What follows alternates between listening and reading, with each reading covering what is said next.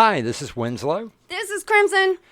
And if you like what we're doing, hit that like button. And if you want to hear more, subscribe.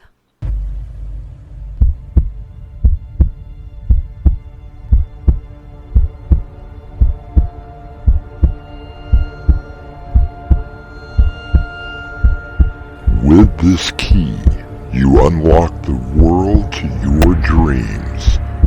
What lies beyond could be the doorway to nightmare.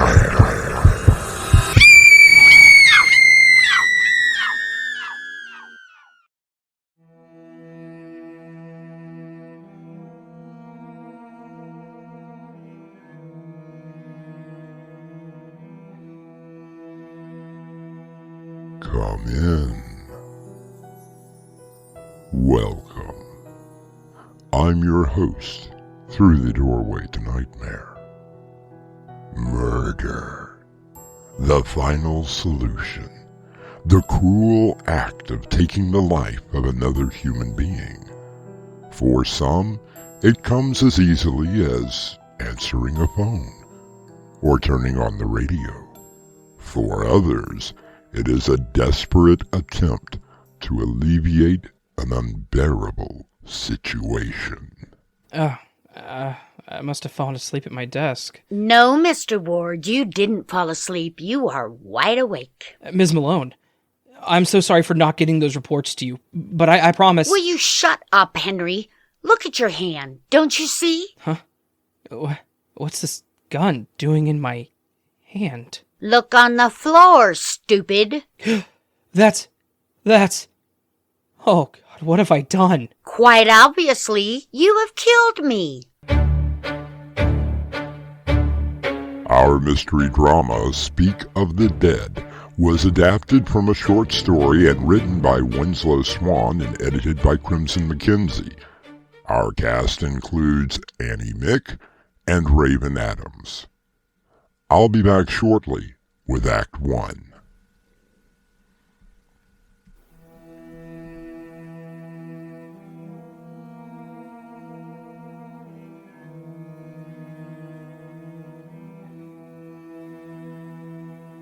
There was a time in this country when people would work at a profession until they retired. It seems now that retirement is no longer an option. The cost of living, or trying to live, has spiraled to the point where most people do not have the luxury of retiring. But then, there are other ways to make money. Friday night, 6 o'clock. Oh, what the hell was I thinking? How could I have thought that I could get away with murder? Well, she did deserve it.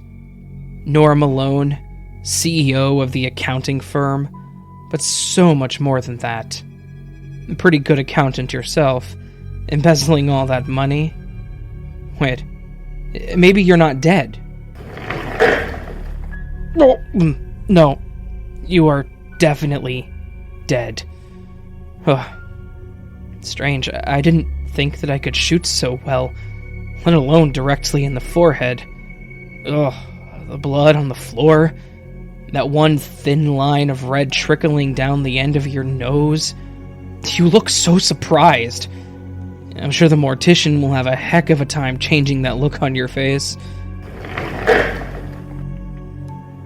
Okay, so you are definitely dead. And I have definitely killed you. I suppose I really didn't think this thing all the way through. Oh, now what am I supposed to do? You get rid of the body, stupid. Miss Malone? Wow, he remembers my name. But, where are you? Are you kidding? Look down on the floor. See the mess? Now, can you see me? No, maybe I have fallen asleep and... Heck of a shot. Right into my third eye. Who knew you could shoot like that? What are you doing now? I am trying to wake myself up. Ouch. Serves you right. Besides, you are not asleep. Will you look me in the eye when I'm talking to you? But those eyes, those cold, dead, white, milky eyes. Oh, I think I may be sick. Don't you dare throw up in here. This carpet cost a fortune to import. But you're bleeding all over it. Don't change the subject. I'm truly sorry, Miss Malone. I'm truly sorry, Miss Malone. You couldn't just turn evidence over and put me in jail. Oh, no. That would have been the sensible thing to do. It was only a few $1 million. But no, you have to put a bullet in my brain. No, just a minute. You were going to kill me first, remember? Well, of course I remember. What did you think I was going to do? Throw you a party?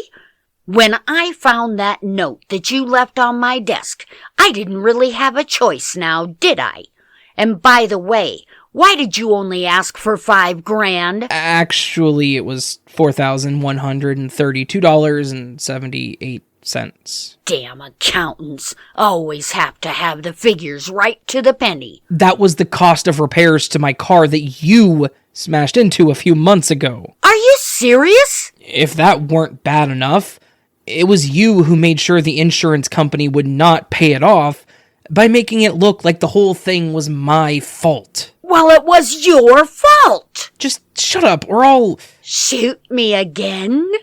It wasn't just the money. Oh, really? It's always about the money. You murdered my mother. I don't even know your mother. The money that you embezzled. One of the accounts was her entire life savings. She had no choice but to go to a nursing home.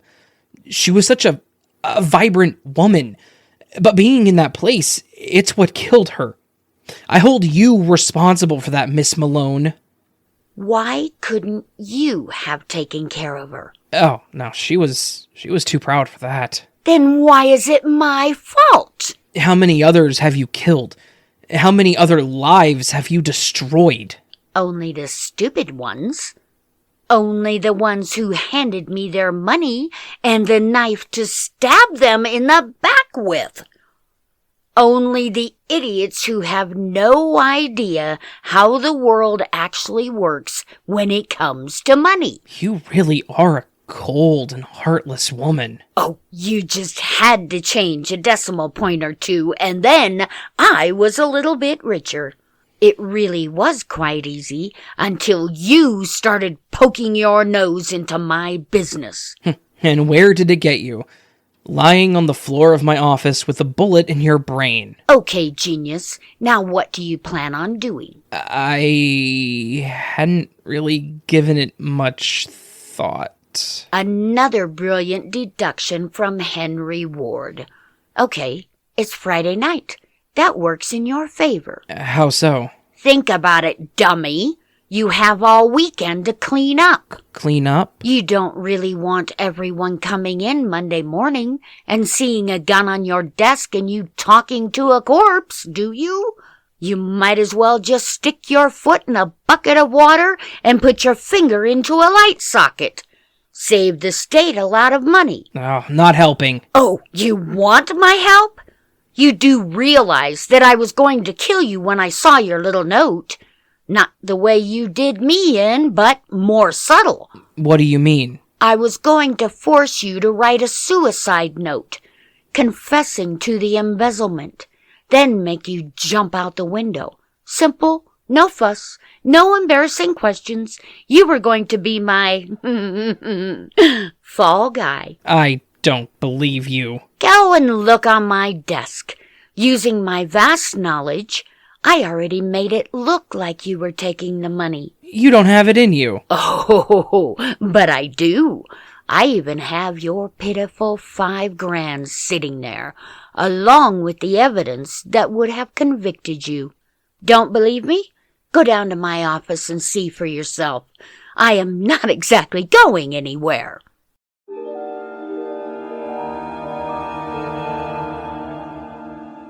Henry looks at the corpse lying on his office floor, blood pooling around its head.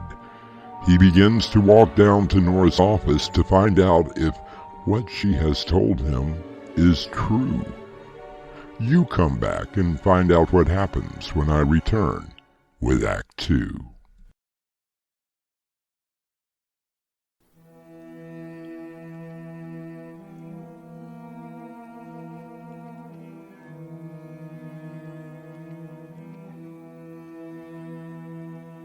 According to the statistics, someone who commits the act of murder makes 31 mistakes, which can easily lead to their capture. Henry is now wondering if his first mistake was pulling the trigger. Satisfied? Yes, everything you said is true. The evidence, the money, everything. I told you, Henry, this is not new to me. You mean... Yes, Henry, I have killed before. I am not the amateur that you appear to be. So... now what am I supposed to do? Do I have to do all of the thinking? Don't answer that. The dumb look on your face tells me everything. I think that your first course of action would be get rid of the body. How am I supposed to do that? You could carry me downstairs, stuff me into the trunk of your car, and bury me somewhere far away. Oh, no good. Why not? Haven't been working out lately? Don't you own a van or a station wagon? Well, I did have a very nice van, but I traded it in for something smaller that got better gas mileage. A two-door sedan. Why am I not surprised? Hey, maybe I could just chuck you out the window and make it look like a suicide. Oh, yes. That is just marvelous, Henry. Fantastic. Great. And how do you explain the bullet hole in my forehead? A passing bird assassin shot me on the way down? And how, pray tell, am I supposed to be able to write a suicide note? I would write the note. Type it anyway. And forge your signature. Oh, this I gotta see. Not bad, Henry. Not bad at all. You do have a way with words, for being an accountant. Now, all I have to do is sign your name. Henry, I realize that you could always make a copy of the suicide note. But don't you think it might be wise to practice my signature first? Oh, I don't know. Let me try it on this paper. There. Now how's that? You think you could bend down and let me actually see it? I can't exactly turn my head right now. I'm sorry. There. Any better? Not bad, Henry. Not bad at all.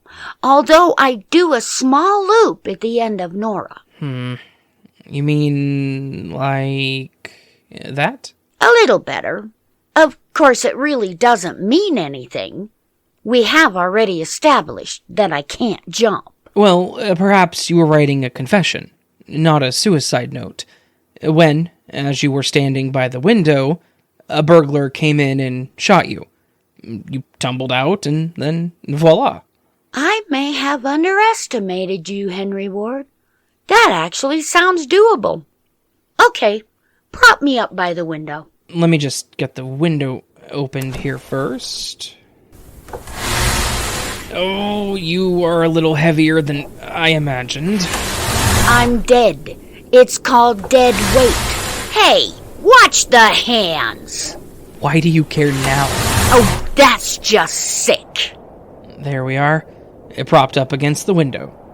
All it'll take is one little push, and then you drop 26 floors to the alley below. Going to make a heck of a mess. I sure hope that you don't hit someone when you land. You mean that you hope that you don't hit someone? No, Henry. I mean you. What? Miss Malone? But how did you get over there? You are dead. No, Henry. You suffer under a terrible misconception. In a few minutes, it is you who will be dead.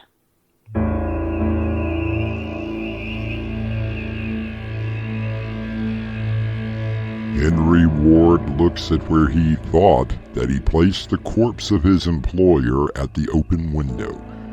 As he turns around and sees her standing in his office, very much alive, holding a gun on him, he wonders if he is losing what sanity he had. Don't you lose out before I return with Act 3.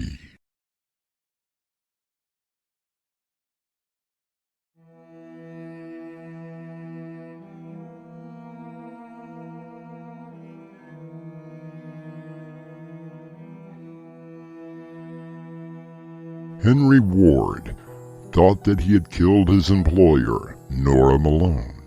His plan was to simply push her out of the window, saying that she must have been shot by a would-be burglar and tumbled out from the force of the bullet.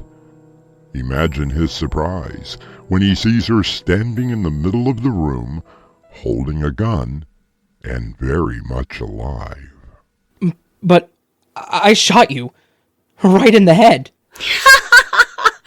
I don't know what you are talking about.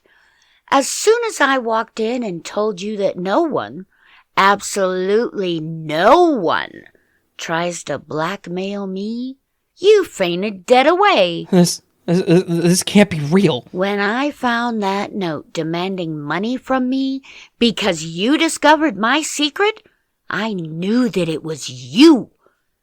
After you passed out, I thought that I would just throw you out the window. But I needed to stick to my plan. You nearly scared the life out of me when you jumped up, but then I noticed that your eyes were closed. I must have been sleepwalking. You really helped me out. I followed you to my office, where you found the evidence that I was talking about, waiting for you to wake up. You even typed out a suicide note, signed your own name to it. Can this be real? Oh, yes, Henry. It is very real.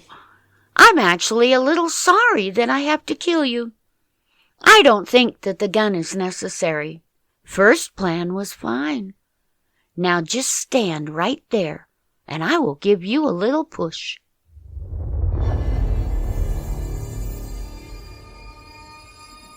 I couldn't believe it. I closed my eyes, waiting for that fatal plunge. Just one little... Just before she reached me, I managed to step out of the way, and out the window she went. I heard the sickening thud as she hit the alley below. I looked back into the office, and I found the note. The evidence that she had so cleverly pinned on me. With just a few alterations, she was now incriminated. I found the $5,000 that I had asked for, and put it into my pocket and made my way down to the street.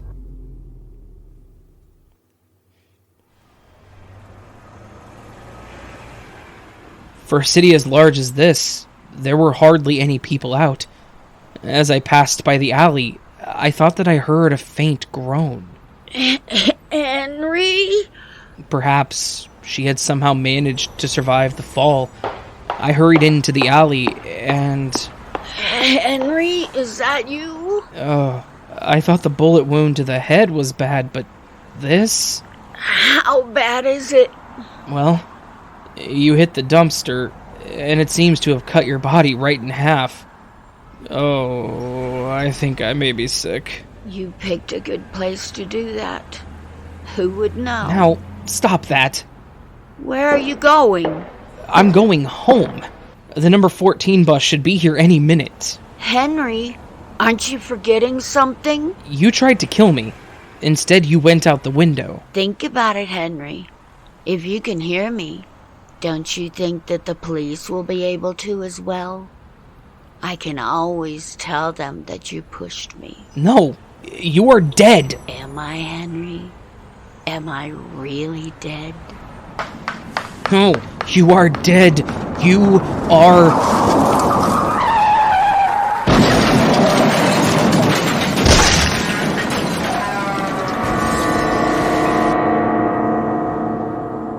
Huh? Where am I? Where do you think? Ms. Malone? No, your guardian angel. Of course it's me. Where are we? In the alley. Remember? I fell out the window when you... What about me? You were just hit by the number 14 bus. Hit you so hard, you came flying back into the alley and landed right next to me. So, now what do I do? I have no idea, Henry.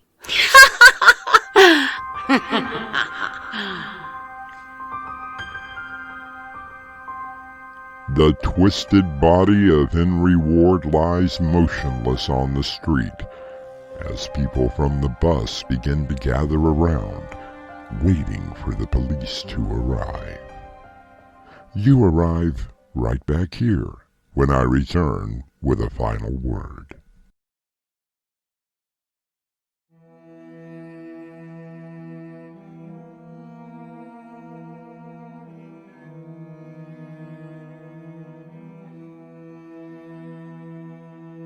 Tonight we have presented a cautionary tale. I believe that everyone thinks of murder at least once in their life, but I also like to believe that very few of us would actually commit the act itself. At least, I would hope so. Our cast included Raven Adams and Annie Mick. The story was edited by Crimson McKenzie, and the entire production was under the direction of Winslow Swan. And now, a preview of our next tale. And you are telling me that your security system is the best? Absolutely the best, sir. It has been proven 100% effective. I've had 3 systems installed so far, and burglars are still able to break in. I've lost almost $10,000 in valuables. Trust me, Mr. Spivey. We have installed this same system in over 300 homes and businesses. It has never failed. Doorway to Nightmare is brought to you in part by Swanage Press.